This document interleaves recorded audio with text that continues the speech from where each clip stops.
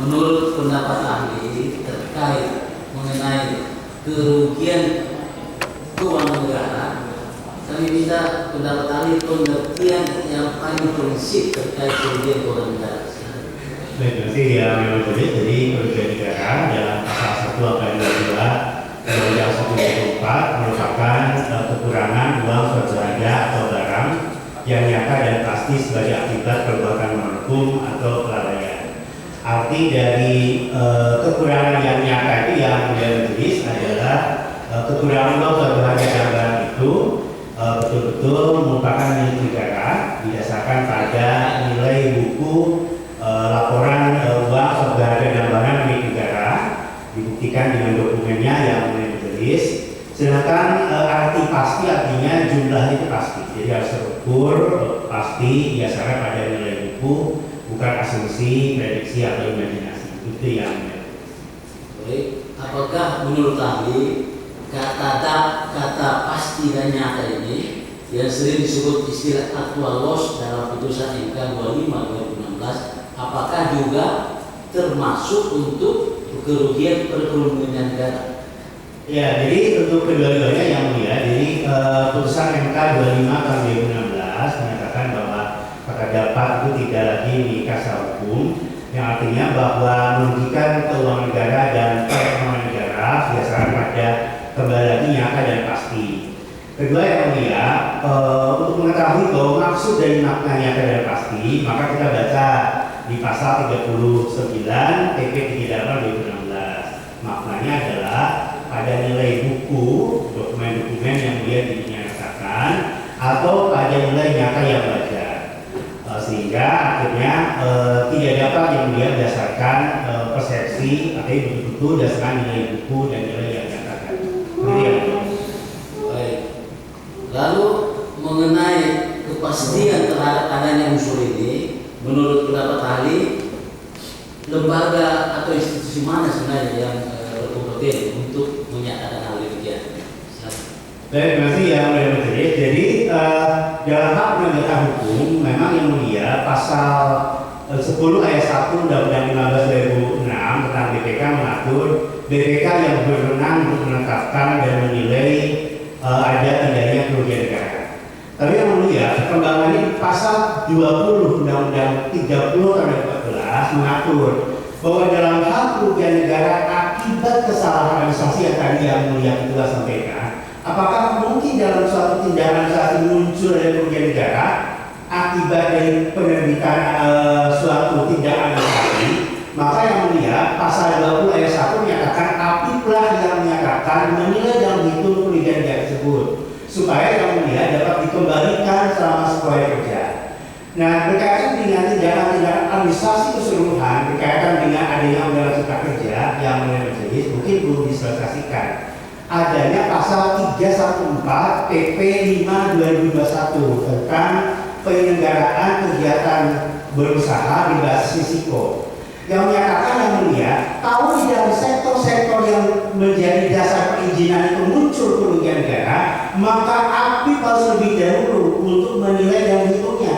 Jadi bahkan dinyatakan ke APH, Kejaksaan Kepolisian, KPK harus mendahulukan proses administrasi pasal 314 ayat 1 PP 5/2021 yang mulia. Jadi kalau ada dalam kegiatan-kegiatan terdapat sektor misalnya yang ada sektor penataan usaha, kehutanan, lingkungan hidup semuanya, ternyata ada kerugian diduga atas laporan dari masyarakat atau penyidikan ada kerugian di dalamnya, maka akan menunggu ketentuan dari API terlebih dahulu. Nanti API akan melaporkan 3 hal yang mulia: kesalahan administrasinya apakah ada, kedua kerugian negaranya ada atau tidak, ketiga apa harus diperbaiki, nah kemudian keempat diidentifikasi apakah memang harus diselesaikan di pengadilan mana atau diselesaikan sendiri oleh administrasi negara tersebut. Begitu ya.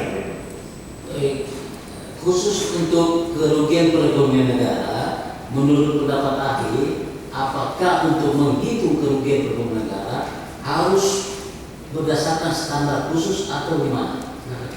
Ya, yang jadi berdasarkan pasal 20 Undang-Undang 15/2004 bahwa pemeriksaan untuk semua baik keuangan, kinerja maupun ataupun tujuan tertentu atau investigatif, salah satunya menghitung kerugian negara dan kerugian negara yang tentu berdasarkan peraturan BPK nomor 1 tahun 2017 tentang standar pemeriksaan keuangan negara. Begitu ya. Baik, kami lanjut tadi.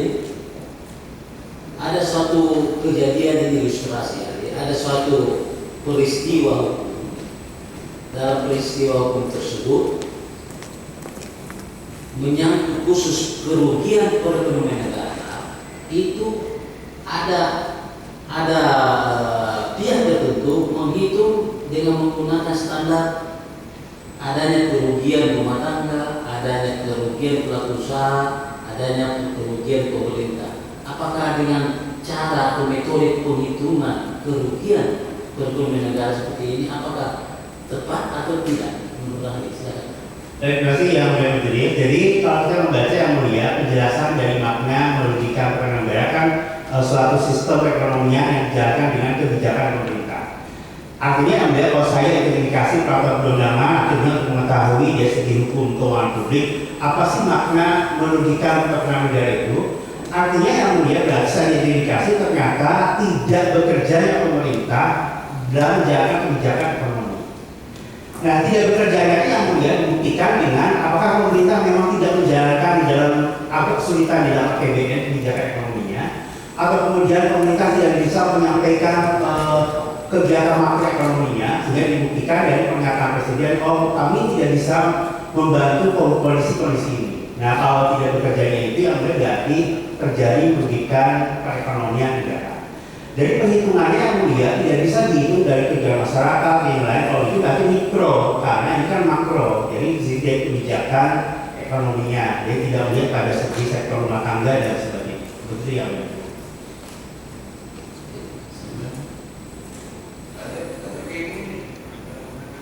Saya lanjutkan dulu sama saudara ahli ya.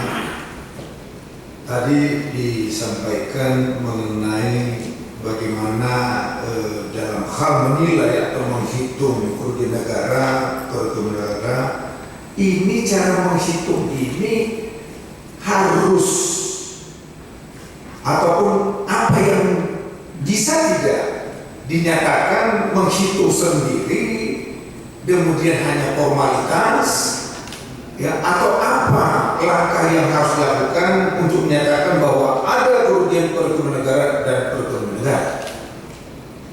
Berarti yang mulia Majelis. Jadi pertama dalam identifikasi kan harus mengatakan ruang lingkup. Jadi ruang lingkup itu misalnya di sini terjadi kerugian negara atau keuangan negara atau perekonomian negara.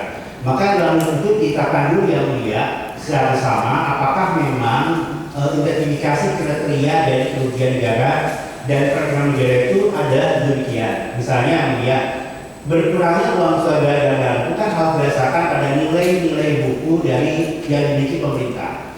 Kalau pemerintah menyatakan kami tidak menerima penerimaan negara bukan pajak Anda dari sektor ini, berarti pemerintah menyampaikan ini bukti tidak adanya bukti tagihan kepada penyelesaian pembayaran kepada kami. Maka itulah buktinya ini. Nah, sehingga di asesi ditanyakan kepada si pembayar PNBP, Anda itu mengapa tidak membayar, maka dia menyampaikan. Jadi karena negara itu yang mulia tidak boleh menerima sesuatu yang tidak sah, artinya harus ada dasar hukum pemberian kewenangan dan pemberian tindakan izinnya. Maka ketika kemudian pemerintah tidak memberikan itu semua, berarti kan bukan persoalan dari warga masyarakat, berarti di pemerintahnya itu sendiri. Sehingga ketika kemudian negara menerima sesuatu penerimaan di PNBP, maka itu tidak terpusat, jadi tidak ada kerugian negara karena sudah telah dibayarkan kewajiban-kewajiban di dalam undang-undang berkaitan dengan hak dari negara tersebut. Begitu ya. Baik, ini saudara sebut harus dilihat apakah ada nilai bukunya. Betul ya. Baik. Saudara ahli, ya, satu kegiatan katakanlah seorang pengusaha punya kegiatan, ya, punya kegiatan mengelola, mengusahakan, dan ada kewajiban yang sudah diberikan kepada negara, ya, kewajiban negara. Nah, pertanyaan kami kami saudara ahli, kalau katakanlah saya pengusaha, ya, kalau saya itu pengusaha melaksanakan kewajiban, ya, kepada negara, ya, itu real semua berjalan, ya, ini real berjalan semua. Ya. Apakah dengan demikian bahwa dengan kita membayar kewajiban negara itu menjadi milik negara? Ya, jadi tidak, karena kan tadi bahwa ada sesuatu yang menjadi barang milik negara atau aset negara yang mulia adalah harus ditetapkan status penggunaan dan penetapannya berdasarkan pasal 6 PP 27 tahun 2014. Jadi bahwa itu menjadi barang negara yang mulia harus dicatat dulu bahwa ini adalah barang negara. Kalau tidak yang mulia, maka kan di dalam PP 71 2010 pernyataan standar nomor 07 yang mulia itu ditetapkan 7 aset tetap negara itu apa saja. Iya. Di sini tidak ada yang mulia, itu adalah semua harus dicatat dengan nilai perolehannya. Jadi kalau misalnya tidak dicatat yang mulia, berarti sedang dikuasai pihak lain dan negara sedang memperoleh manfaatnya dari penggunaan di pihak lain tersebut. Jadi artinya bukan milik negara, tapi negara akan menerima hasil dari pemanfaatan yang dilakukan oleh pihak lain. Begitu ya. Baik, terima kasih. Jadi negara memperoleh manfaat yang dikelola oleh pihak lain. Gitu ya, dan kemudian nanti setelah dimanfaatkan oleh pemerintah, gimana cara menyatakan ini menjadi milik negara? Ya, jadi kalau bahwa ini kemudian setelah tadi mendapatkan izin, maka menyatakan bahwa oh iya bahwa ini dimanfaatkan oleh pihak lain, maka kemudian dia nanti akan memberi kewajiban kontribusi atau kewajiban PNBP biasanya yang mulia. Nanti saja tagihan dahulu kepada yang bersangkutan untuk membayar kepada negara. Nah itu yang mulia menyatakan bahwa nanti kemudian pun akan dikuasai negara, maka sekali lagi yang mulia harus ditetapkan dahulu barang itu atau aset tersebut sudah dicatat di dalam daftar investasi milik negara sehingga dapat ditetapkan statusnya menjadi barang milik negara. Kalau barang itu sudah menjadi barang milik negara yang mulia, APBN harus membayar karena kalau pemeliharaannya karena tidak boleh dibayar oleh pihak lain, jadi harus negara yang mengeluarkan pemeliharaannya. Begitu ya. Baik, saudara ahli, sepanjang belum dicatatkan atau dimasukkan di nilai buku, berarti dikatakan bahwa itu belum boleh dikatakan milik negara. Ya, di pasal 6 Undang PP 27/14 yang mulia bahwa kalau belum di sini dinyatakan belum ditetapkan statusnya sebagai negara, salah satunya adalah yang mulia sedang dikuasai pihak lain dan dimanfaatkan. Gitu ya. Baik. Jadi harus ada penetapan bahwa ini adalah milik negara, begitu ya? Jelas ya. Begitu ya. Iya. Baik. Sepanjang tidak ada penetapan bahwa itu negara, berarti tidak boleh diakui itu milik negara. Ya jelas yang dia karena negara akan memperoleh hak lainnya, yaitu ketika itu di pihak lain dimanfaatkan, negara akan mendapatkan dari biaya-biaya atau PNBP atau kontribusi lainnya akan diperoleh dari pemanfaatan tersebut. Baik, terima kasih. Tanya, bisa nggak dihitung kerugian perekonomian negara secara nyata dan pasti? Nah, perekonomian hitungnya kemudian biasanya oleh Badan Kebijakan Fiskal yang menghitung secara pasti hitungan berapa yang kemudian ternyata di dalam APBN tidak dapat diakomodasi oleh kebijakan pemerintah. Maka dia menghitungnya yang mulia. Bisa melalui asumsi makro. Bisa nyata dan pasti itu bisa dihitung. Betul ya. Bisa.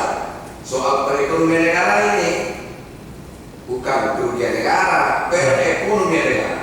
Ini kan menyangkut banyak pihak, banyak sektor, bisa berdampak ke yang lain-lain. Apakah itu usaha, apakah itu rakyat kecil, begitu Pak. Apakah lingkungannya, berdampak apanya, gitu kan bisa gitu. Iya betul. Ya. Ilmunya gitu Pak. Makanya kan yang lain disebut sebagai asumsi makro yang perhitungan seperti itu. Itu kan oleh Badan Kebijakan Fiskal yang menghitungnya, dia sampai detail perhitungan yang sampai bahwa kemudian ini sampai perhitungan yang berisiko berapa sehingga itu sebagai kerugian perekonomian. Gitu ya. Baik, saudara ahli, agak saya tertarik. Badan Kebijakan Fiskal yang bisa menghitung, gitu ya. Ini Badan Kebijakan Fiskal ini siapa ini? Ya, jadi itu di bawah Kementerian Keuangan yang mulia, itu yang menghitung dari segi policy kebijakan perekonomian. Jadi dia menghitung asumsi makro, berapa ekspor kita, berapa asumsi nilai rupiah, berapa kemungkinan beban-beban terhadap pembiayaan masyarakat, dan implikasi-implikasi dari kebijakan ekonomi apakah justru malah merugikan masyarakat atau tidak. Jadi perhitungannya dia bersifat makro terhadap masyarakat dan juga kepada kemampuan keuangan negara. Baik, jadi yang berkompeten ya lebih tepat dan memang inilah yang menghitung kerugian bagi negara. Betul, karena memang tupoksinya punya wewenang untuk bidang itu. Gitu. Karena tupoksinya untuk menghitung memang bidang kebijakan fiskal di bawah Badan Kebijakan Fiskal. Badan Kebijakan Fiskal di Departemen Keuangan di Departemen apa di Kementerian Keuangan. Di Dirjen apa ya? Perbendaharaan. Itu secara dirjen, namanya badan di eselon 1. Di bawah ini sama dengan dirjen ya. Baik, terima kasih saudara. Perihal pengaturan pemeriksaan untuk menilai kerugian negara ini ada istilah yang investigatif. Ini apa yang bisa saudara jelaskan? Baik ya mulia, jadi pemeriksaan investigatif itu menurut pasal 13 Undang-Undang 1954 adalah pemeriksaan untuk menilai ada tidaknya indikasi pidana atau maladministrasi. Jadi dia sebagai pemeriksa yang mengindikasi yang mulia apakah nanti khususnya terhadap keuangan negara, kerugian negara atau kerugian negara, apakah ini yang berkurang di mana untuk keuangan negara, merugikan keuangan negara.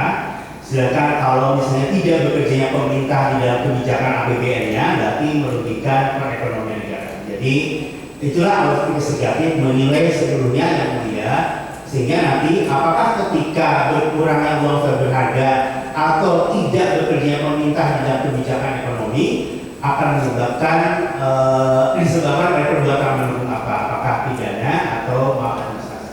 Baik. Dijadikan sebagai ahli TPPU, mungkin bisa tolong sampaikan kepada kami, tolong jelaskan kepada kami mengenai apa sih jenis-jenis tindak pidana TPPU tidak pidana uang berdasarkan Undang-Undang Nomor 8 Tahun 2010. Silakan. Terima kasih.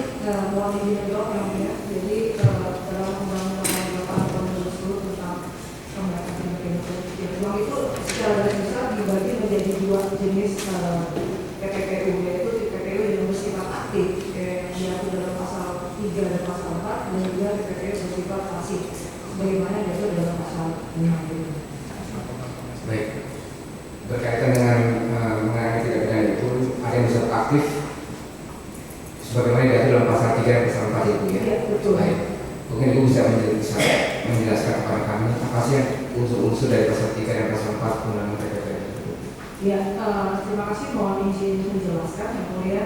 Jadi di pasal 3 dan pasal 4 itu terdapat unsur subjektif dan unsur objektif. Dua-duanya unsur subjektif itu diketahui atau dapat diduga yang merupakan delik dari Perpres berupa, dan juga ada unsur objektif berupa perbuatan aktif.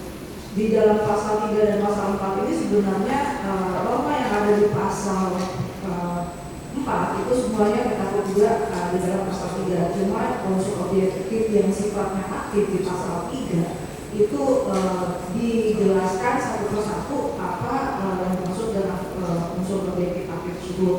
Misalnya mentransfer, menempatkan, menghibahkan, ya membeli atau menuju uang hasil kejahatan dengan maksud untuk menyembunyikan atau menyelamatkan.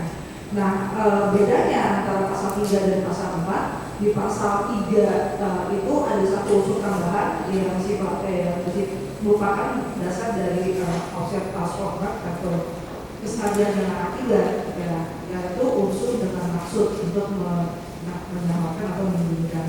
Sedangkan di pasal 4 unsur objektifnya itu lebih general, yaitu perbuatan menyembunyikan atau menyamarkan, ya, asal usul, pemberian dan seterusnya hasil kejahatan. Nah, untuk pasal 5 unsur objektifnya bersifat pasif karena di sini ada perbuatan pasif. Jadi seseorang bilang mungkin dia menerima hasil kejahatan itu hasil kejahatan. Nah, itu bedanya atau uraian dari perbedaan antara pasal 3, pasal 4 dan pasal 5. Tapi unsur objektifnya semua sama, yaitu berupa perkatus lulus, perkatus kulpa, yaitu dapat diketahui itu dapat diduga.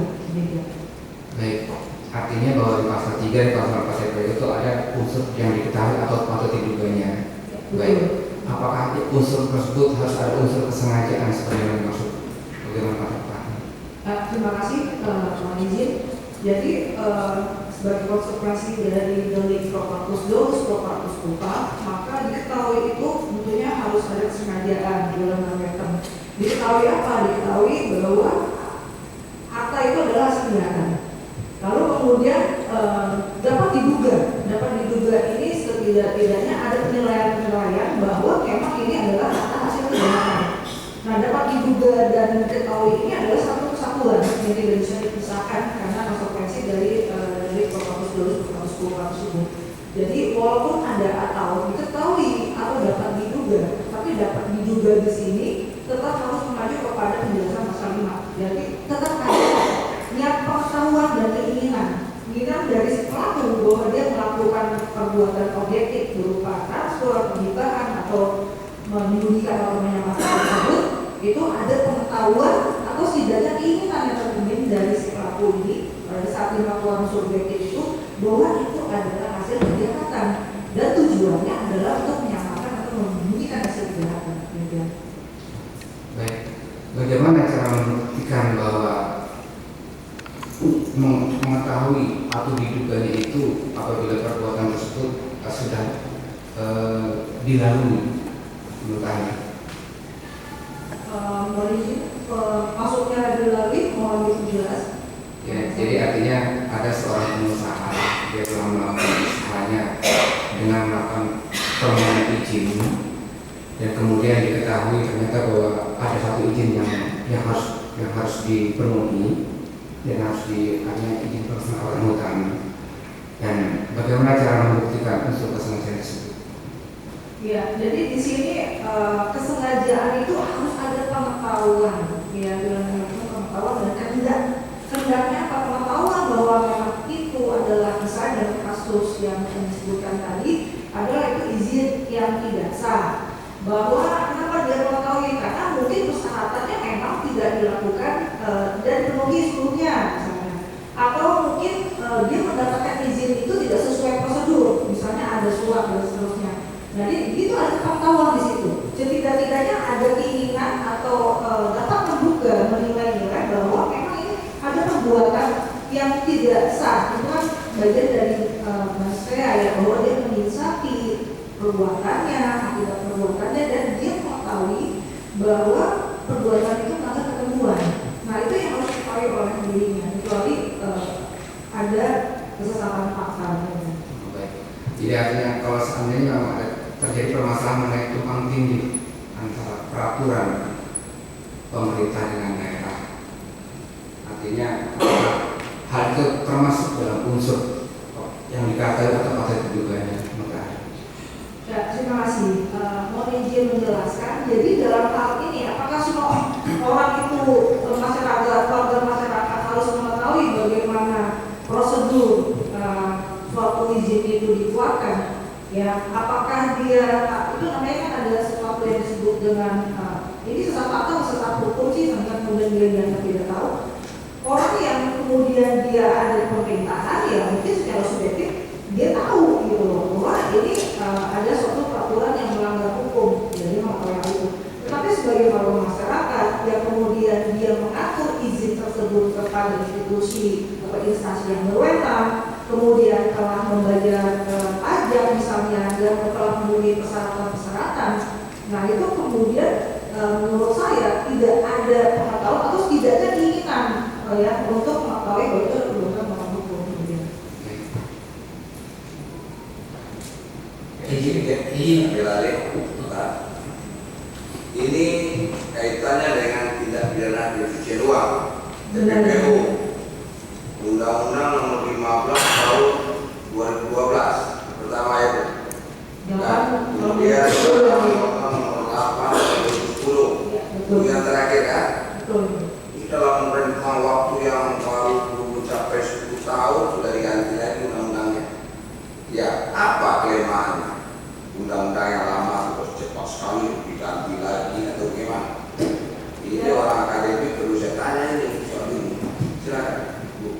Iya, kalau dari unsur tindak pidananya itu sendiri itu tidak ada perubahan yang mulia. Tapi kalau dari sisi ada instansi lain, misalnya lembaga pengawas, dari kemudian kemenangan PPAPK, itu hal yang kemudian ditambahkan. Ya, termasuk juga ada kerjasama dengan luar negeri untuk mengungkap TPPU ini. Itu yang ada di dalam peraturan terbaru. Peraturan terbaru lebih banyak untuk intensif banyak uang-uang kita tuh yang lari ke luar negeri. Betul. Hasil kejahatan. Betul. Itu maksudnya. Betul yang benar. Kalau yang dalam negeri sudah diakomodir oleh undang-undang yang lama. Ada beberapa kewenangan PPTK dan ada juga ditambah lembaga pengawasan yang lembaga pengawasan di dalam undang-undang yang baru ini. Jadi menurut saya begini. Ini yang sering ditanyakan. Tadi katanya patut diduga itu hasil dari kejahatan. Kan gitu. Kejahatan itu tentu harus dibuktikan dulu kejahatan. Ya kan? Betul yang benar. Nah, jadi pertanyaannya itu sering, apakah harus dibuktikan predikat keren dulu, baru bisa ditentukan itu adalah tindak pidana pencucian uang? Bagaimana? Apakah secara berbarengan bisa diajukan? Mohon izin menjelaskan yang mulia. Jadi di pasal 9 Undang-Undang 8 2010 itu memang disampaikan bahwa untuk pencucian uang tidak perlu dibuktikan tindak pidana asalnya. Tidak perlu dibuktikan tindak pidana asalnya. Nah, namun ini juga harus kita secara gramatikal ini harus kemudian dikaitkan dengan pasal 74, pasal 75 dan pasal 79. Pasal 74 itu kan menyatakan bahwa penyidik yang punya kewenangan untuk melakukan penyidikan TPPU adalah tindakan penyidik tindak pidana asal. Di pasal 75 itu dinyatakan bahwa dalam hal ditemukan bukti yang cukup untuk tindak pidana asal atau predikat dan TPPU, maka penyidik akan menyatukan dan juga DPU akan menuntutnya bersamaan dengan dakwaan kumulatif. Nah, sifatnya seperti itu. Lalu kemudian di pasal 79 kalau tidak salah itu dinyatakan ada namanya sistem NCD atau non-confession base. Dalam hal sudah terjadi persidangan, kemudian terdakwa meninggal dunia, ya kan itu gugur ya tindak pidananya. Nah, dalam hal ini kemudian DPU bisa meminta penetapan kepada majelis hakim untuk menyatakan uang hasil uang PPPU itu dirampas untuk negara. Nah, ini yang dinyatakan bahwa tindak pidana asal atau kejahatan itu sendiri tidak perlu dibuktikan. Itu yang mulia. Menurut saya demikian. Nah, karena apa? Karena pada dasarnya tindak pidana itu harus dibuktikan. Kenapa? Karena di pasal 2 itu kan ditentukan hasil kejahatan itu apa saja sih di PPPU? Itu hanya 26 jenis kan. Nah, itu kalau misalnya ternyata hasil kejahatan itu di luar dari pasal 2 kan tidak termasuk PPPU sebenarnya. Kalau harus ada putusan perkara pokoknya dulu, predikat keren dibuktikan. Orang yang melindungi itu udah kabur duluan, tanpa kabur ya. Itu maksudnya. Itu menyelamatkan hasil korupsi itu. Hasil korupsi pokoknya hasil kejahatan apa saja. Ya, mohon izin. Ya. Karena memang PPPU ini kan intinya adalah perspektifnya adalah income atau pembendaan. Jadi yang ditentukan itu adalah volume money. Yang penting bendanya itu, hasil kejahatannya itu bisa diselamatkan oleh negara. Jadi tidak perlu ada putusan pengadilan terlebih dahulu. Betul yang mulia. Tidak perlu. Betul. Cukup dengan 2 alat bukti. Betul. Wilayah dari penyidik bisa diajukan secara bersamaan. Memang ahli TPPU Pak. Saya bukan uji. Itu banyak. Banyak. Jadi pasal 3 dan pasal 4 sudah ditanya oleh penasihat. Pasal 5 itu yang belum ditanya tadi. Pasal 5 itu apa? Soal apa di sini? Pasal 5 undang-undang TPPU. Boleh izin. Jadi pasif ya. Pasif karena tidak apa-apa dia lampung aja ya. Dari mana bersih aja dia kan. Itulah yang perlu periksa di sini. Masuk dulu Pak, yang udah itu kan. sibuk-sibuk juga kadang-kadang itu terus. Oke, saya kira itu pikirlah. Baik, saya Izin satu aja. Mulai satu. Izin satu. Baik, ahli kan panggil ahli ya. Ahli khusus pertanyaan saya menyangkut pasal 3. Di pasal 3 ini ada sekitar 1, 2, 3, 4, 5 unsur menurut saya. Minta pendapat ahli di antara 5 unsur ini, menurut pendapat ahli berapa unsur yang harus terpenuhi sehingga seseorang itu bisa dipidana sebagai pelaku tindak pidana pencucian uang. Iya.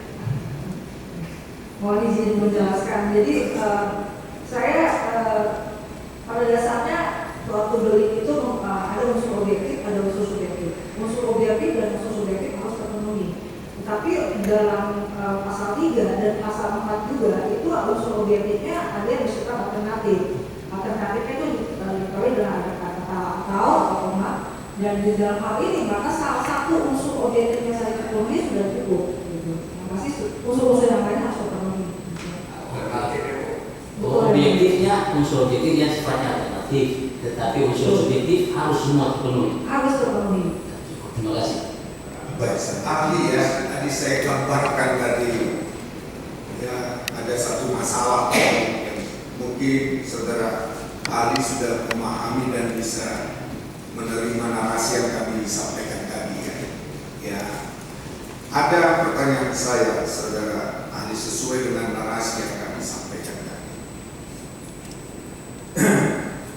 Kalau mencermati pasal 2 ayat 1 Undang-Undang Tipikor, ya, di sana kan unsur melawan hukum itu yang istilah deliknya. Bagaimana saudara ahli bisa menjelaskan konteks persoalan melawan hukum ini menjadi domain tipikor, sementara di sisi lain terkait ketentuan administrasi, gitu ya? Ini minta pendapat ahli nanti, khususnya yang berkaitan dengan kegiatan usaha tadi, pertambangan tadi, begitu ya? Karena mendapat izin membayar pajak berlangsung puluhan tahun tidak pernah dibatalkan izinnya, ya, baru dipermasalahkan 1 tahun yang lalu, ya kan? Nah, kalau mencermati ini, saudara ahli bisa menjelaskan nggak? Apakah dengan kondisi ketidaktahuannya kemudian diminta pertanggungjawaban, dikatakan dia melawan hukum? Gimana pendapat? Ini yang dia menjelaskan.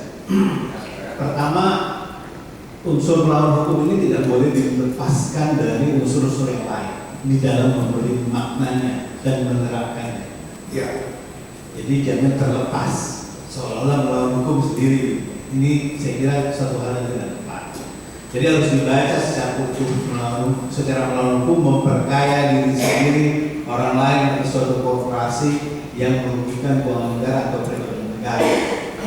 Jadi dalam konteks ini melawan hukum, kalau tadi pertanyaannya dalam ranah hukum administrasi, maka melawan hukum dalam hukum administrasi itu terkait dengan pengelolaan keuangan negara dan kekayaan negara.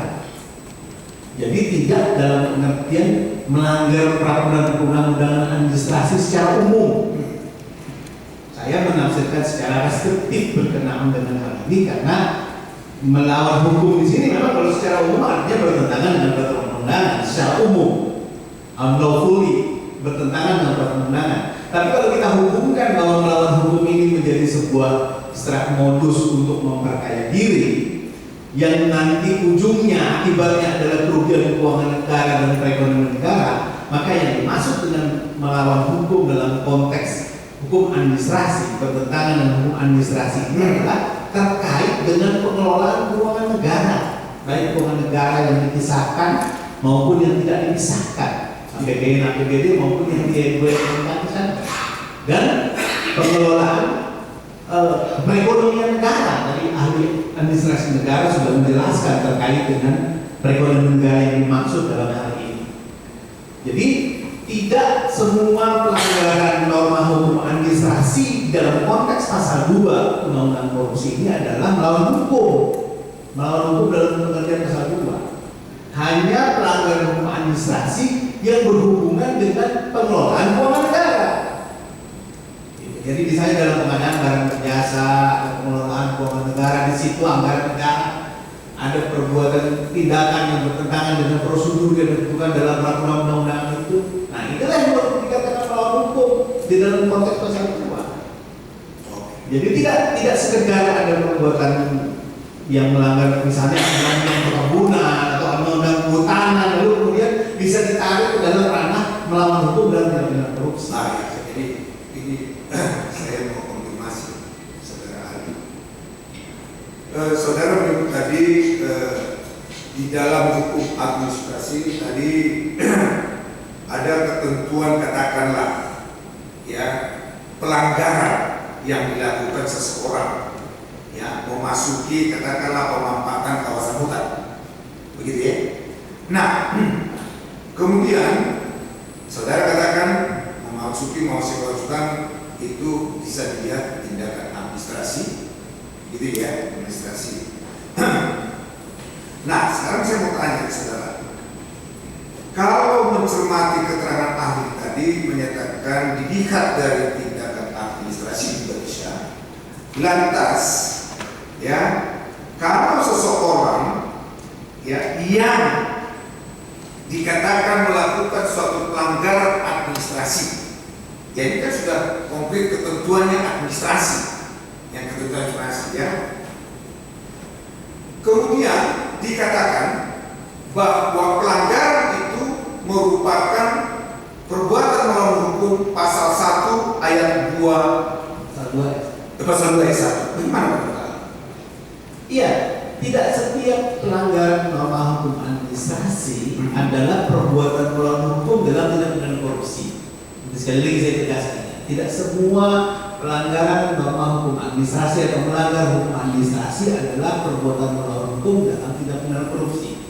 Dia harus dikaitkan dengan unsur kerugian keuangan negara atau perekonomian negara. Artinya, kalau tadi contohnya misalnya melanggar norma administrasi dalam undang-undang kehutanan. Ya. Sekarang pertanyaannya, apakah undang-undang kehutanan itu mempunyai relevansi dengan pengelolaan keuangan negara atau tidak? Dalam konteks seperti itu. Jadi harus dilihat relatednya dengan pengelolaan keuangan negara. Betul, karena yang dicari ini yang dari materi. Dicari adalah kerugian keuangan negara akibat perbuatan melawan hukum, memperkaya diri sendiri yang melawan hukum tadi melanggar katakanlah peraturan perundang-undangan dan sistem administrasi.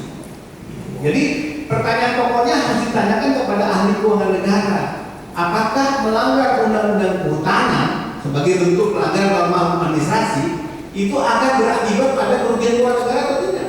Sudah dijawab tadi ahli keuangan. Nah, kalau tidak maka tidak masuk ranah korupsi. Tidak masuk dalam ranah perbuatan melawan hukum dalam tindak pidana korupsi. Baik, terima kasih saudara ahli. Ya, saya bergeser ke konteks lain.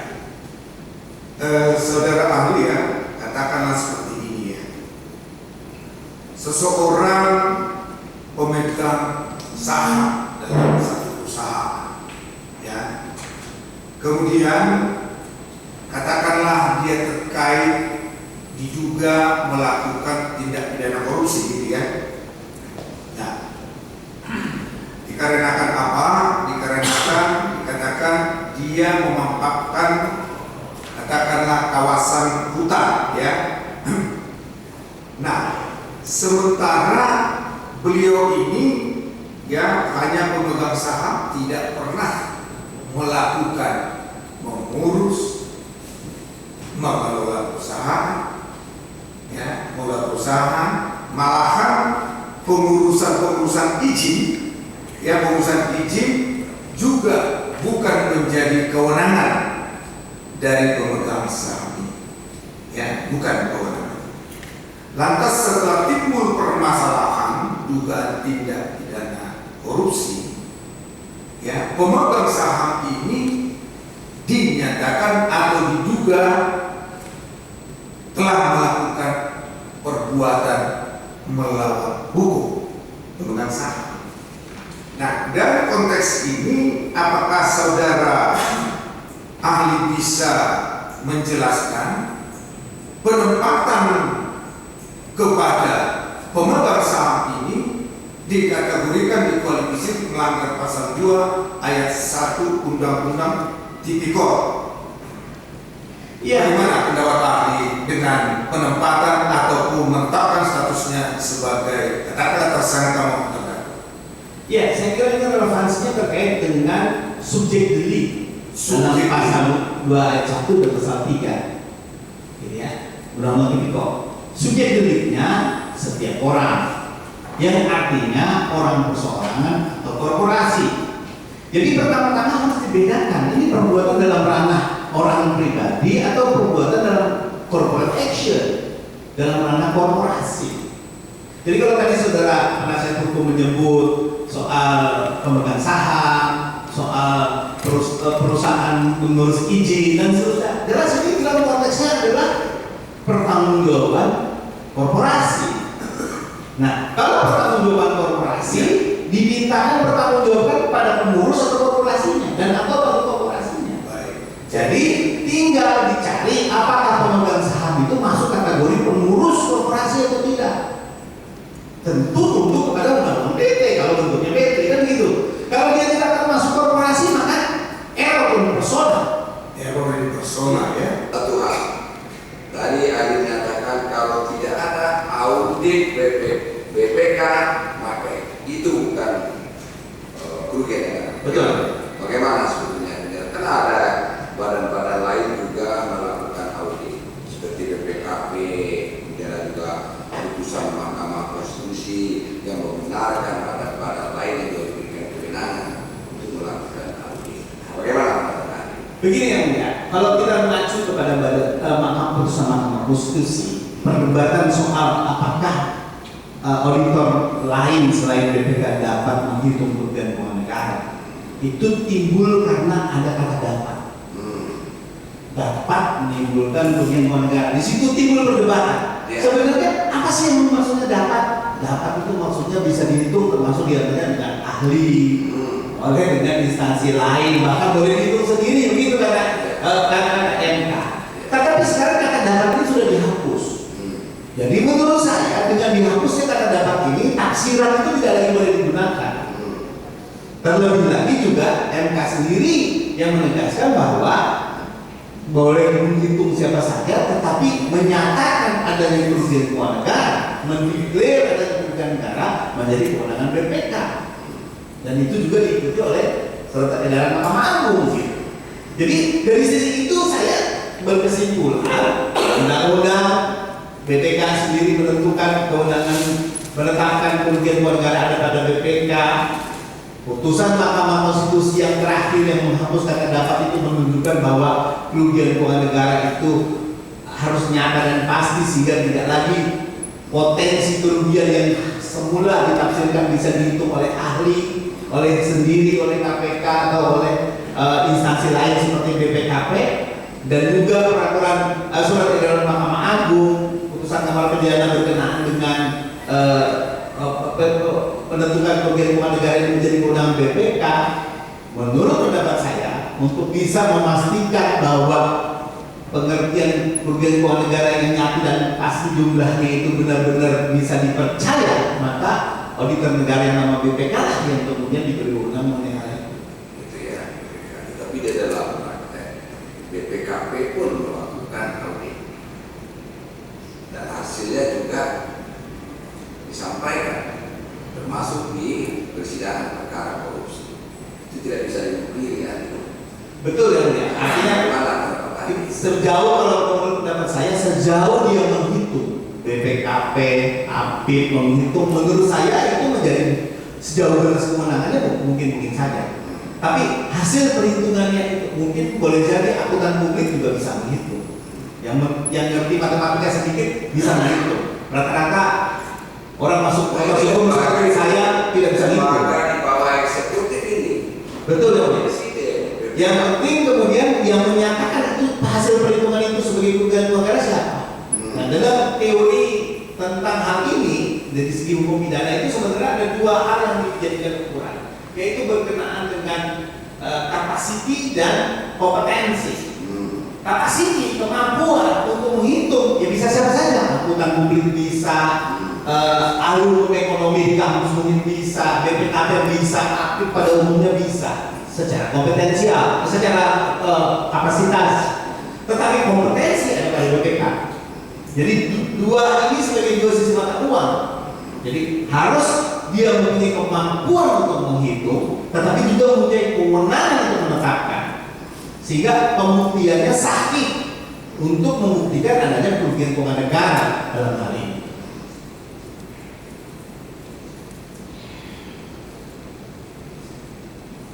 Oke, itu seperti itu beda. Oke, itu pendapat beliau. Ya kan? Tapi di dalam praktek perkara pidana, peradilan pidana, khususnya tindak pidana korupsi, itu kan masih Betul, kita harapkan adalah pengadilan ini bisa meluruskan, ya. supaya kemudian kembali kepada amanat undang-undang. Karena kan bukan berarti dipraktekkan selalu benar. Ini yang kita harus belajar tentang apa yang dimaksud dengan presiden di Amerika Serikat. Itu presiden saja bisa kemudian dianulir oleh presiden berikutnya. Jadi tidak selalu sesuatu hal yang dipraktekkan oleh partai peradilan itu dianggap benar.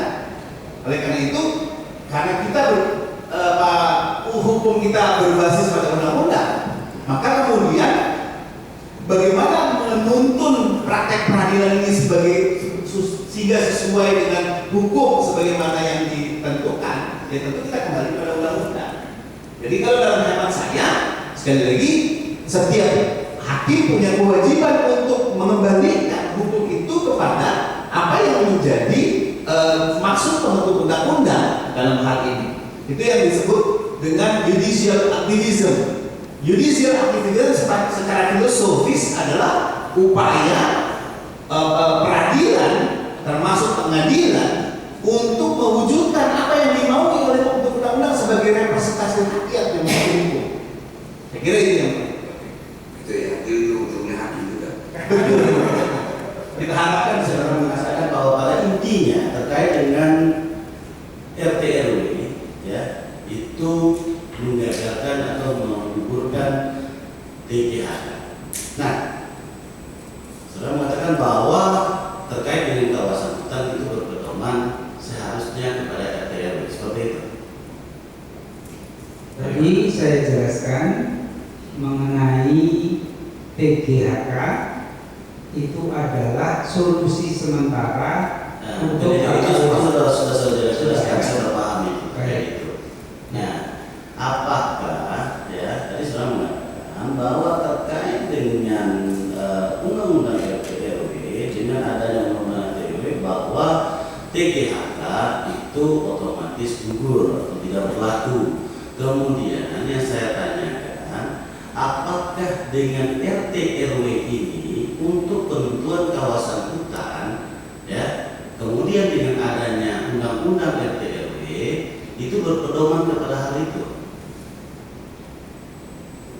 RT RW adalah bentuk atau wujud dari undang-undang tata ruang, di mana di dalam undang-undang tata ruang. Nah, apakah undang-undang tata ruang itu yang menentukan terkait kawasan yang ada di Indonesia, apakah itu kawasan hutan atau kawasan lainnya? Nah, apakah RT RW undang-undang tata ruang tersebut yang mengatur hal tersebut?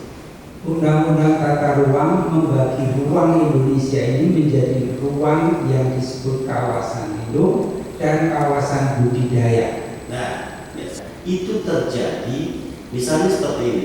Apakah hanya misalnya pada saat pembuatan suatu kebijakan keputusan, ya, kemudian ada hal-hal yang tidak dipenuhi sehingga pembuatan keputusan tersebut dinilai salah.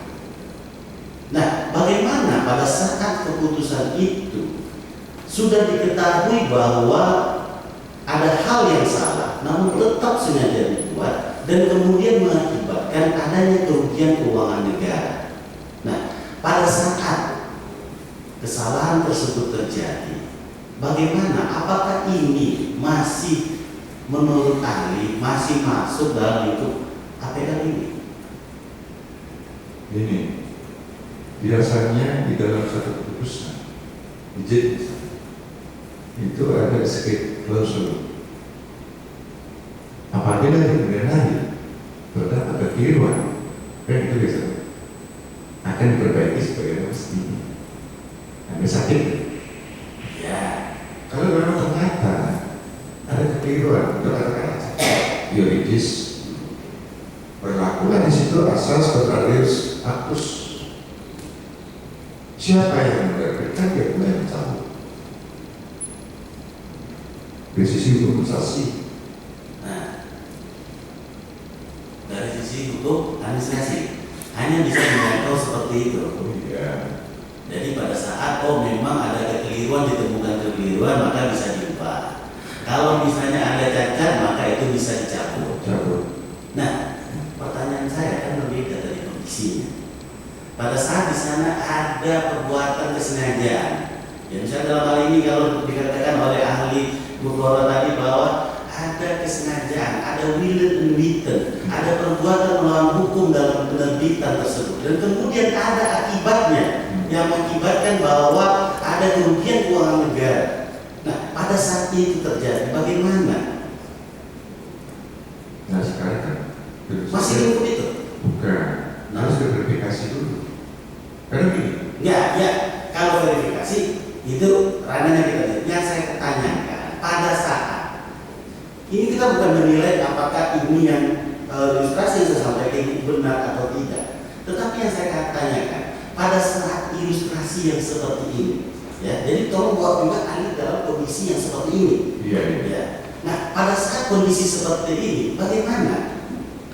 Ini yang namanya satu keputusan, ya satu. Ya, saya nggak menanyakan dulu, pertanyaan. saya terus selesai bicara, ada yang potong dulu. Nah, Ada persyaratan formal dan ada persyaratan material dulu. Ini dulu.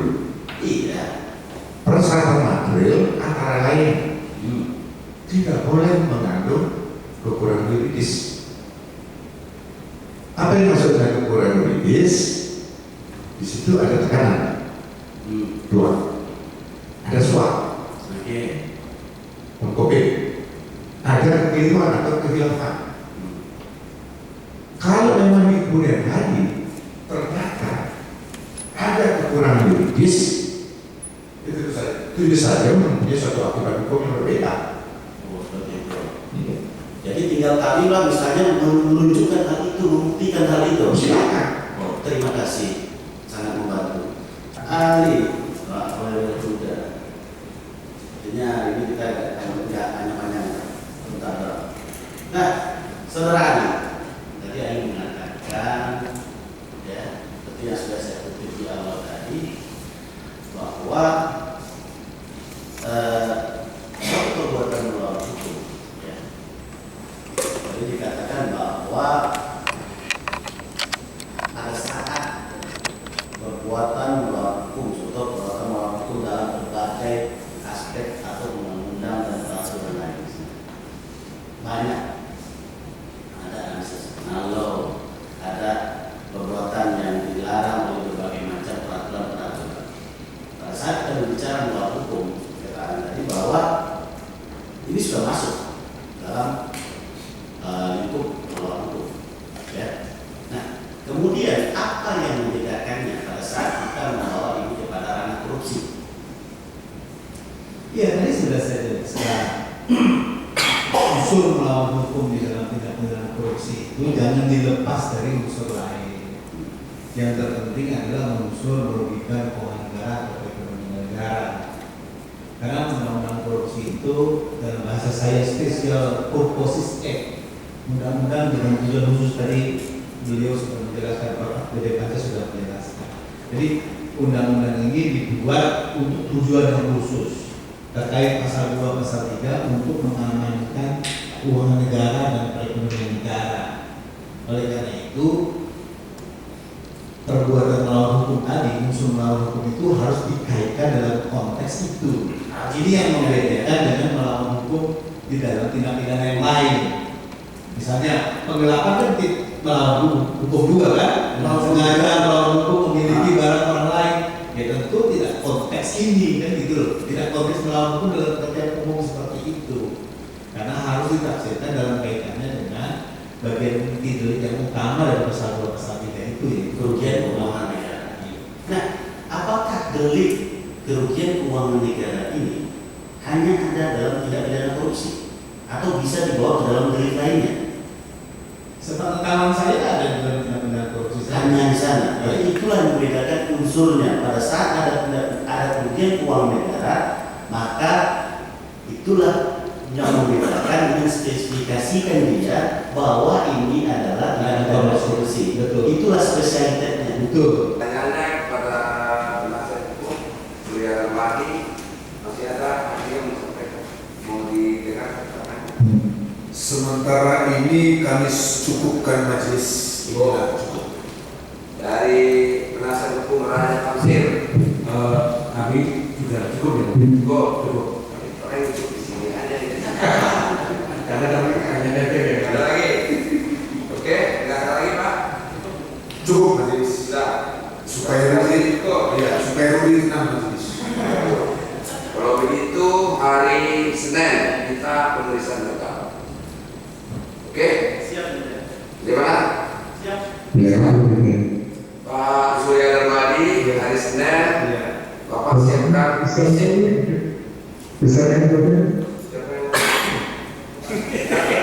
Sebentar Pak.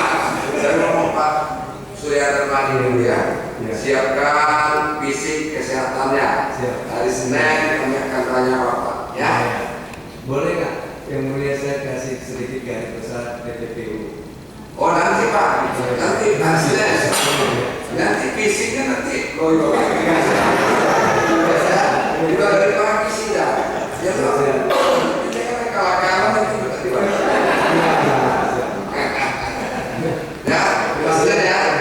Oke, Senin. Pak Raja Tamsir, hari Senin Bapak kami minta apa? Keterangannya ya, hari Senin ya.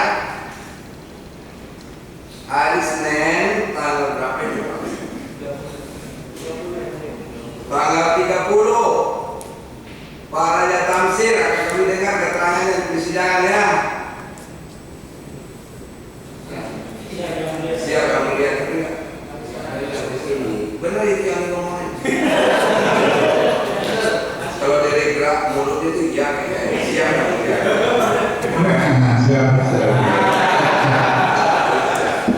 Oke Pak, ya Pak Surya Darmadi hari Senin kami akan minta keterangan Bapak ya. Oke, demikian sidang kita tunda hari Senin. Jadi dulu Pak. Langsung pulang aja. Sidang kita tunda hari Senin tanggal 30 Januari 2023 jam. Saya tanya sama penghulu jam berapa? 10. Pak siapa namanya ini? Ruli kan? Jam 10 atau 9? Jam 10. Bagaimana Pak Juniper Nisa? Selalu siap majelis jam 10 itu Pak. Bagaimana sektor sana? Siap jam 10? Siap yang mulia, pilihan yang tepat itu. Kalau siap silakan dulu ya. Ya. Sidang kita tunda ya Pak. Oke, saya